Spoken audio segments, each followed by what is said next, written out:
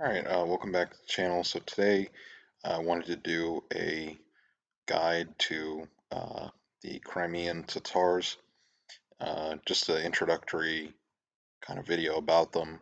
I think for wargaming an interesting, um, they're interesting to have as an enemy or even to play as, because they're suitable for a pretty long period of time. If you wanted to do, and for various scales of gaming, if you wanted to do some skirmish war gaming, it would be uh, really fitting to have maybe some Polish or Russian infantry from you like the 16th century up to like mid 18th century, fighting some Tatars, or if you wanted to do a big large scale, pike and shot type game, you could work them in really easily alongside Ottomans or alone. And they're kind of a neglected culture. Generally, I think in history, outside of I'm sure there's probably a lot more Russian language materials on them or Polish materials on them, but in English, not super well known. So I thought I'd do a little video about them today and go over their military, how they fought, and how they were defeated uh, by various Poles or Russians in the field. Uh, so who were the where were the Crimean Tatars? So I wish I could have gotten a better map that had Poland and Muscovy more so in it, so you could see the border, but it's okay. So they were a tributary state to the Ottomans. They were kind of a successor to the Golden Horde and Nogai Khanates that have been in the same region previous to them, but in the early 16th century, I believe, there was a Gire dynasty that sort of took over and assumed the mantle of the Khan in this region. And they were extremely well situated in the Black Sea. Of course, Crimea is an extremely strategic location, whether you're talking about the 16th century or even today. It's still one of the most important port regions in the world, and it's on the Black Sea, of course. Uh, but for the Tatars at this time, the main uh, activity that generates that basically runs their economy. I mean, even though they're mainly pastoralists, it's trading slaves and loot that they capture from either Poland, Muscovy, or when they're on campaign with the Ottomans in the west, in Hungary, or even in the Balkan, not the Balkans, the Caucasus, and against the Safavid Persians. So uh, they're in a good position for this because they can send the slaves and whatever they are able to loot either to Istanbul, to the Ottoman Empire, or to further east uh, across the Central Asian trade routes. Um, and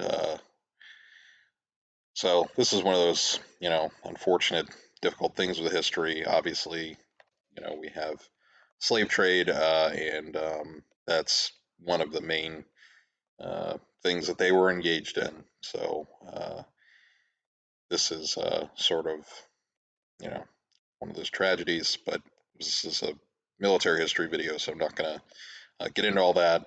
But there is, if you are interested in that topic, especially with the Crimean Tatars, there's an author named Mikhail Kislov, I believe. He's a Russian historian, and he works on this area. And he's written an article or two, I think, about the Crimean slave trade. You can probably find that online.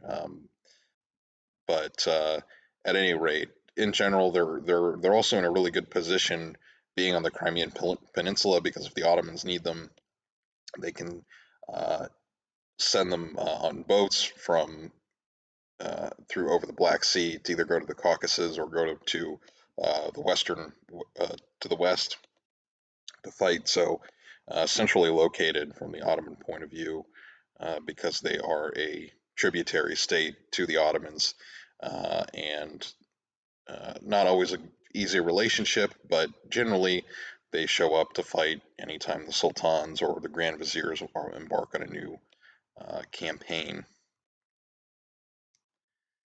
So the main military strength that they had was just their warriors and their horses. I guess you could say that about a lot of different. That's kind of a generic thing, but uh, the Ottomans, just to do a bit of comparisons, the Ottomans, one of their big strengths was military engineering, so fortifications, but also destroying fortifications, building trenches, uh, that sort of thing. Artillery, being able to manufacture a lot of artillery and muskets, and putting them in the field. So that was the Ottoman advantage in many ways, but the Crimean Tatar warriors were just really tough. The horses were used to eating a lot of different fodder. They could deal with really difficult weather conditions, and different terrain.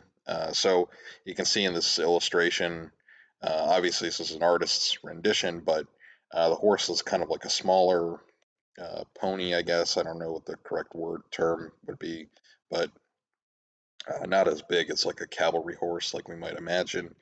Uh, you can see the warrior; he's got his bow and arrows, and so they were able to do sort of two functions.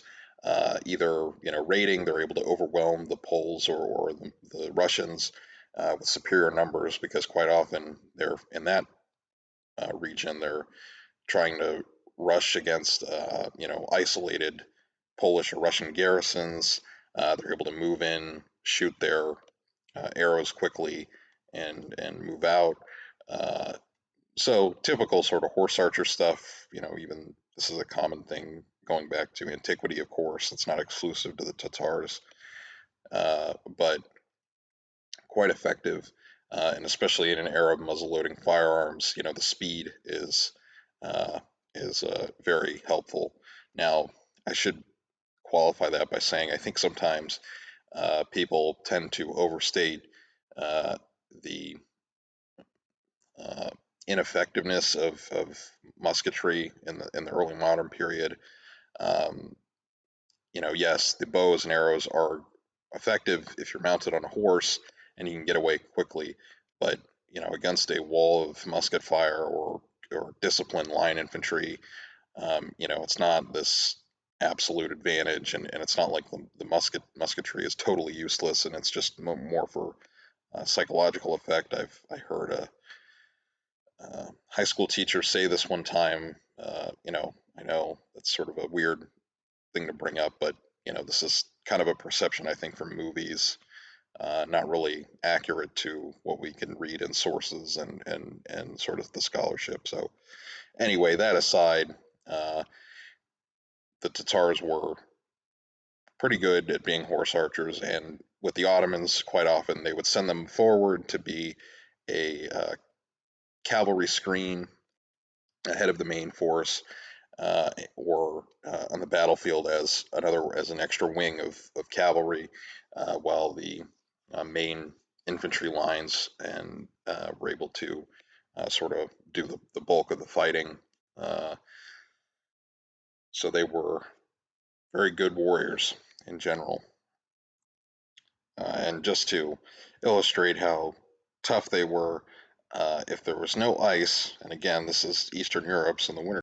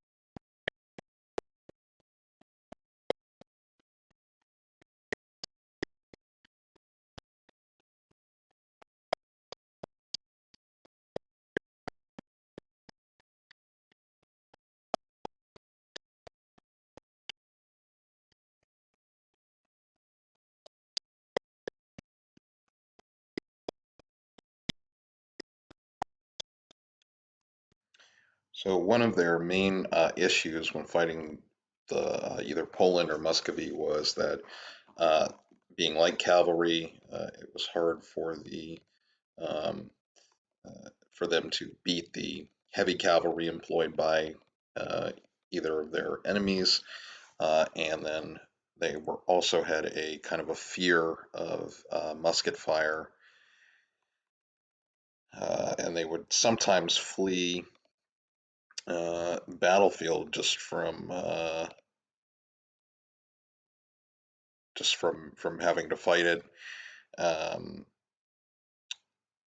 so we have another one of these commentaries from the 17th century that observed they are not accustomed to fight against infantry, so they are content to take those infantrymen who are apart from the main body and cut up others when they are setting up a camp. So essentially catching the enemy infantry when they're surprised, and so they don't have to confront them um, in battle. And another method that the uh, Poles and the Muscovites used against the Tatars to defeat them was the either laying ambush, so finding out their the route that they were marching on and laying ambush, and then also uh, finding the camp and destroying it, and then as the raiders would return to kill those parties of raiders as they returned to the camp, because Tartars would set up camp and then they would go and raid the nearby towns or town, and then come back.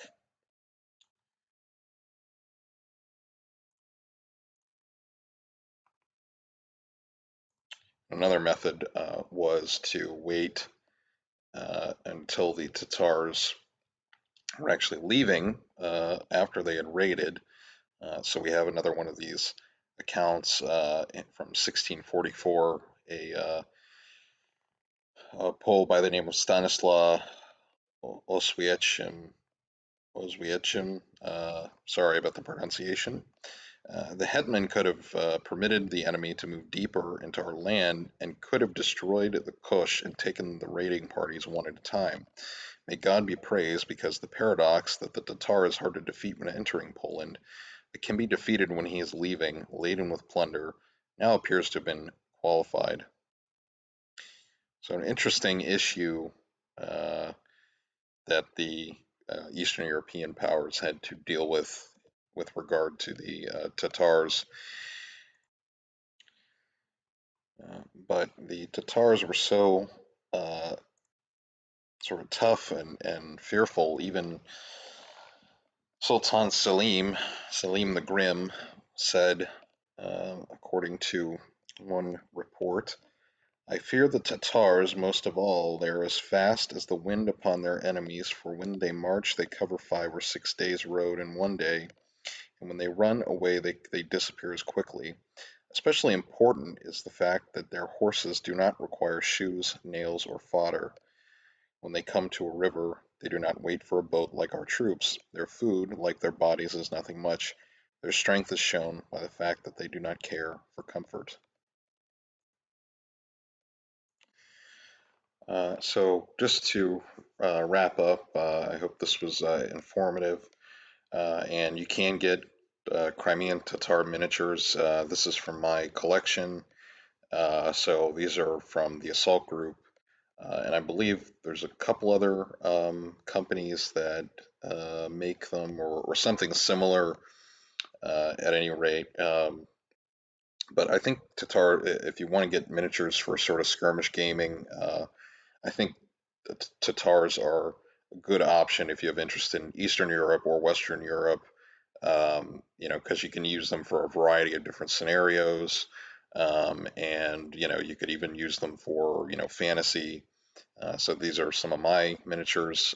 This is from, I believe, one of my pike and shot games. So got the Tatars squaring up against the uh, some of the Habsburg tercios there. Uh, so, like I said, I think it's an interesting uh, uh, culture and interesting um, military sort of legacy, I guess, in Eastern Europe.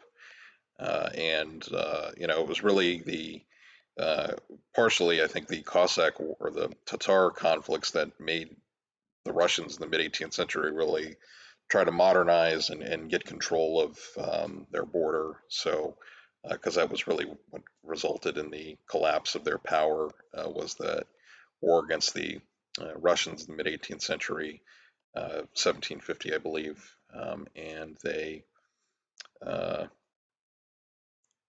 lost to the Russians after that.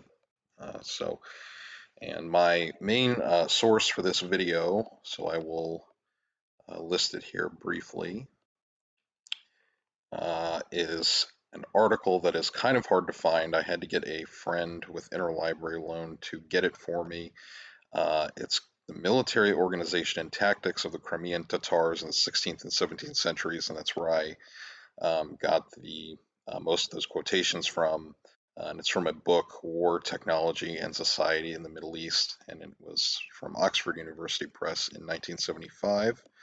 But there's also a couple other articles you can check out, and these should be a little easier to find. So, in the collection Warfare in Eastern Europe, 1500 to 1800, edited by Brian J. Davies, published by Brill in 2012, there's an article, uh, Crimean Tatar Long-Range Campaigns, The View from Remal Khoja's History of Sahib Gare Khan, by a historian named Viktor Ostapchuk. And he has also published a collection.